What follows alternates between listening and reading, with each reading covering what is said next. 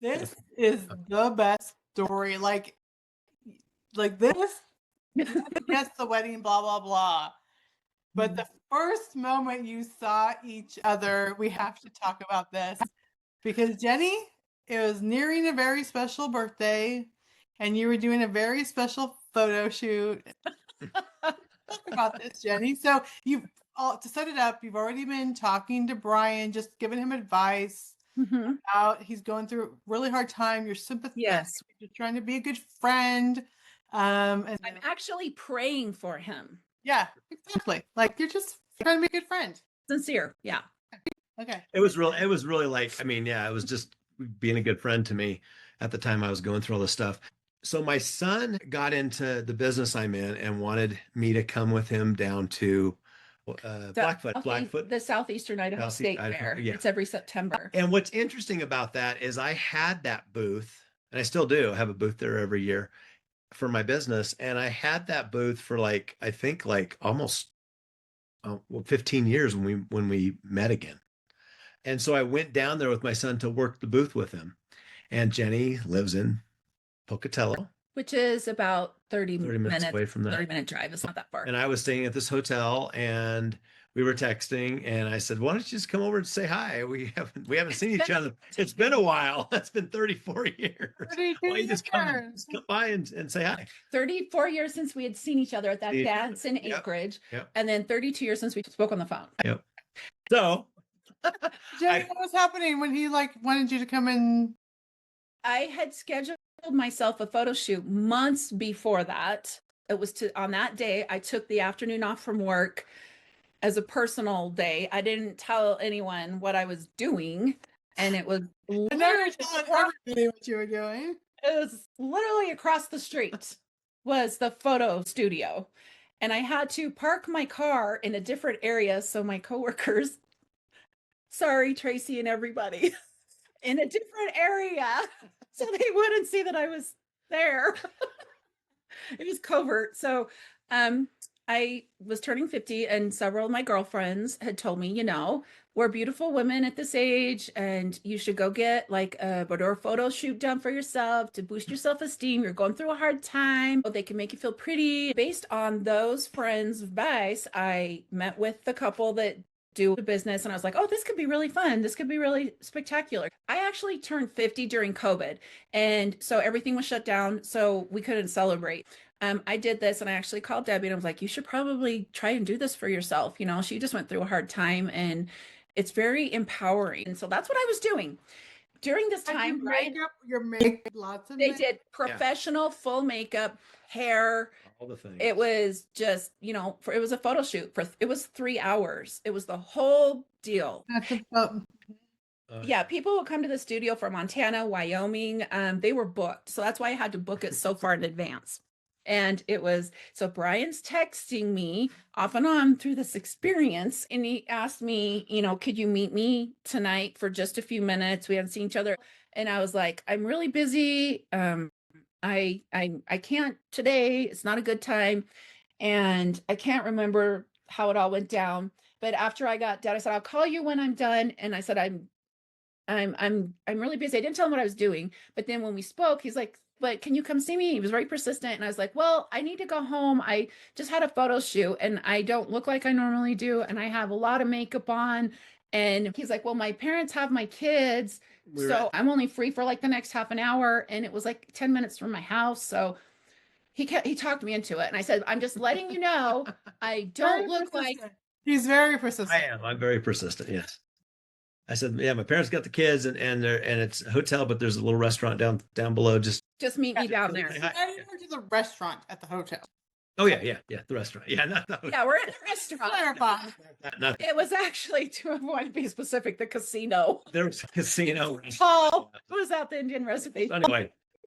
Yeah. So I was like, I don't really go out there, but okay. And I was getting all set up for the fair and all that stuff too. Debbie's calling me And she was like, are you going to go see Bryan? Bryan just got off the phone with Jerry. So it's like Debbie knew this play-by-play because Bryan would call Jerry and then Debbie would hear it. And then she'd call me.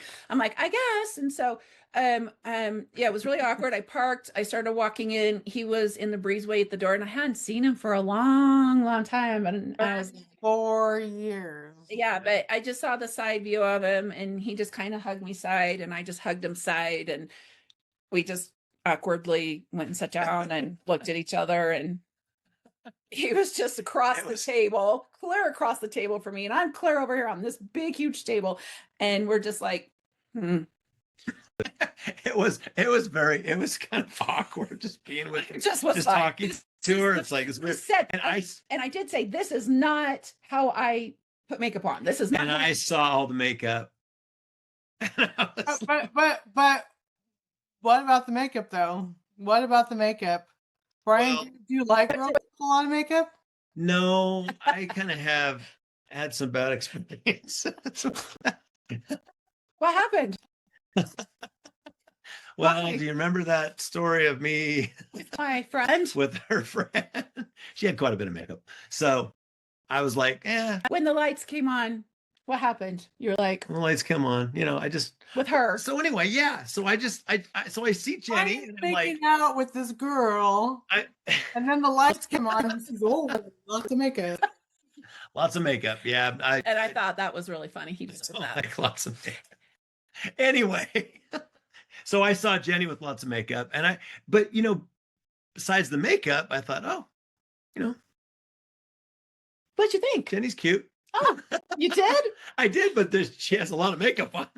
And of course, she told me why, or kind of told me why. Tell you. She said, I did something and I got a lot of makeup. I just did a photo shoot. You said, and I said, it's complicated. Don't worry about it. Yeah. How are you doing today? So we had other kids. So we had other conversations later on about that and about the whole. What I was and what I was thinking and all that. But that's for later.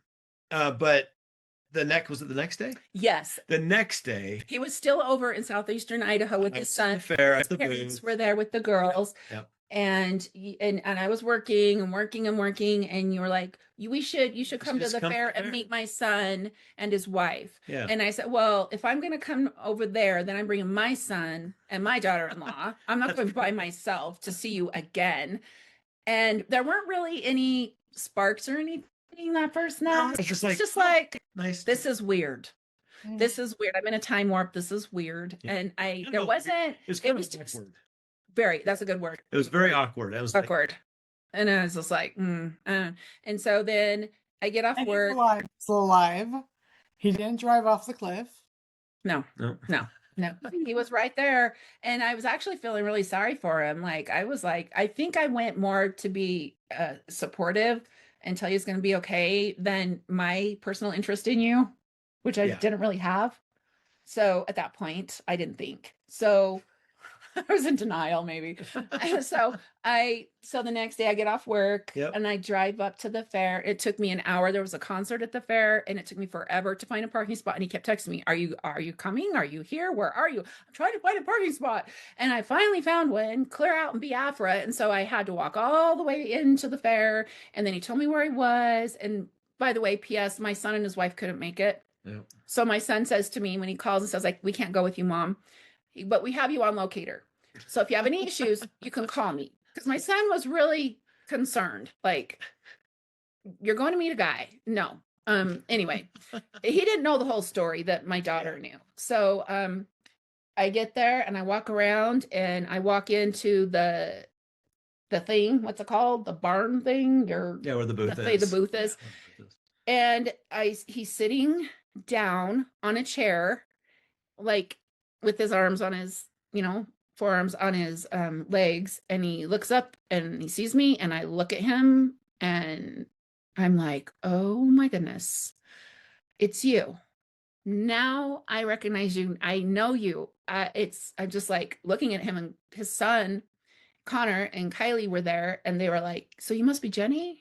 Because we're not speaking and we're just looking at each other. We're just like looking at each other. And all of a sudden. And she didn't have the makeup on this time. I was normal. She didn't have the mask on. She took the mask off. I was a real girl. Real, like I was a real boy. And it was like, yeah, it was I like, looked at him and I did it. I honestly, it was like this bonding moment. This is like, I will never forget it. And it was just like, I looked at his eyes and I was like, it's you. I know you. I recognize you. This is you. And I flashed back and saw the 19-year-old Bryan that I had seen for the last time. And I remembered, that's when I remembered that moment when I drove away with my friends and I looked back and I saw him and was like, I'm not going to see you for a long time. And that's when that thought reoccurred. It was like a vision I had of that moment. And I was just like stunned. I was like just feeling this magnetic bond, this pull, this spiritual, like it was just bam. And then you're like, oh no. And then, yeah, well, and then I also thought back to the church leader that I had spoken to in the parking lot of the Palmer Church that kind of blessed me one night. My mom and dad were friends with him, and he put his hands on my shoulder. He says, I need to tell you that the person that you will be with, your soulmate, or whatever words he used at the time, essentially was, you'll know when you see him, you'll recognize him, and you'll know who he is. And you might have already met him. And he winked at me. And I remembered that. And I'd forgotten about that moment. And it was the same parking lot at the Palmer Church that after that dance, I ran over and kissed you goodbye. Yeah. And I forgot about that. So I started to remember the Palmer Church, President Grover, or Patriarch Grover, and then the kiss. And I'm just sitting there. And all this is like in my mind, like a movie. Mind as you're like connecting. Like, and I'm looking at his eyes like, it's those eyes. It's those eyes. And I have to tell you, I kind of had relationships with other men with dark eyes because they were like Bryan's, but they weren't Bryan's eyes. And I wanted a little boy with brown eyes. And I have my little boy with brown eyes, but they're not Bryan's eyes. And it was something about his eyes. And when I saw his eyes, it was just like, I'm like, that's you. It's always been you. And I was having a moment too. Because I had been going through a lot of stuff, and and just seeing her there, I mean, I was like, wow. I mean, it just like, just the feelings I had, it was like crazy. Like it wasn't like she's hot. It was literally like this emotional thing. A bond, yeah. Some type of connection. And then I was only there. It was your birthday. It was your birthday the next day. The next day, yeah. And I felt so bad for you. I went to a Christian bookstore and I bought him a journal and a pen. And I said, you just write 3 things that you're grateful for every day. It'll be okay. I couldn't believe how within 1 week I'd flipped. Like, I can't say Bryan Jones. Oh, no. And I was like, oh my gosh, I feel so bad for you. And so I gave that to you, and then you walked me all the way back to my 4Runner. And you're like, wow, you parked a long ways away. I'm like, there was no parking. And you were like, where are you? Where are you? Yeah.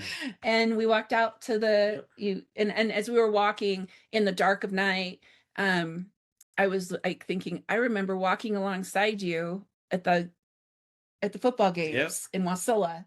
It was that same feeling. And I remembered that feeling as a teenager. I felt safe with Bryan. I never felt that feeling with any other boy. But when you're a little girl or a teenager and you're being told, oh, you just have this little crush, how do you know what you're feeling when other people around you are telling you it's just puppy dog love, it's just a crush?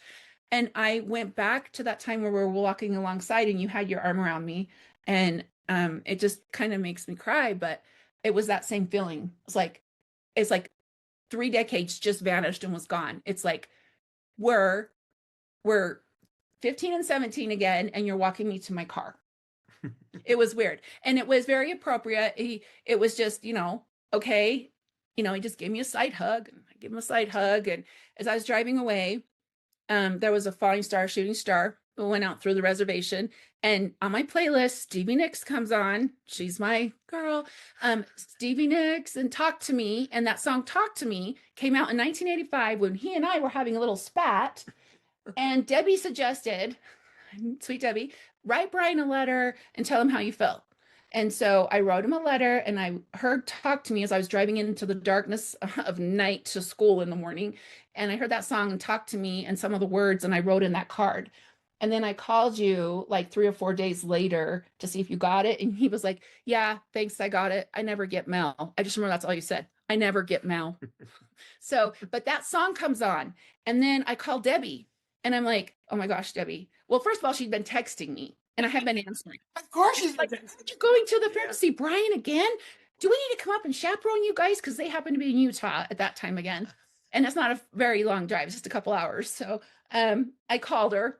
Are you okay? Are you okay? And I call her. I'm like, oh my gosh, Debbie. She's like, she's laughing. And I'm like, oh my gosh, I don't know what's happening. But I'm like, I don't think I'm over him. I think I have stronger feelings for him now than I've ever had in my life. And I don't know what's happening right now. And she starts laughing. And she's like, what did we do? I'm like, oh, sure. And then she was like, it's so funny because Bryan is on the phone with Jerry right now on speaker saying the same thing you're telling me. I was like, really? It was like high school all over. It's like, I don't know, this is so weird. And I couldn't sleep all night. I couldn't sleep. And then just a thought came to my mind, and go upstairs in the library and find my scriptures from high school, because I did not throw those away. Those are sacred to me. So I started going through it, and there's a couple of pictures that I still had that he had sent to me from his mission. And they were still in my scriptures. And then I'm thumbing through, and there's I Love Bryan Drollinger. And then it was October 12th, 1985 was homecoming. And I was just looking at it like, this is so weird. This is so weird. Had I known those pictures were still in my scriptures, I probably would have thrown them away, but at least I have those. Well, you had one of them was ripped in half, though. In 4 pieces. Oh, 4 pieces. Okay. Go back to the miscommunication stuff. Yeah. This is really a second chance. But at the time, did you just like, oh, yes, or there's a lot of emotions, and it was heavy, and there's a lot to sift through. We had lived our own separate lives for so many years. We had our own families. We had our own way of doing things. And how is this gonna ever, I knew when I drove away and Stevie talked to me, and I'm sitting here listening to her words going, how did I know when I wrote him an innocent little letter when I was 15 years old, you can talk to me, that you were literally going to talk to me and talk my ear off 30 something years later. That's great. So that came to fruition.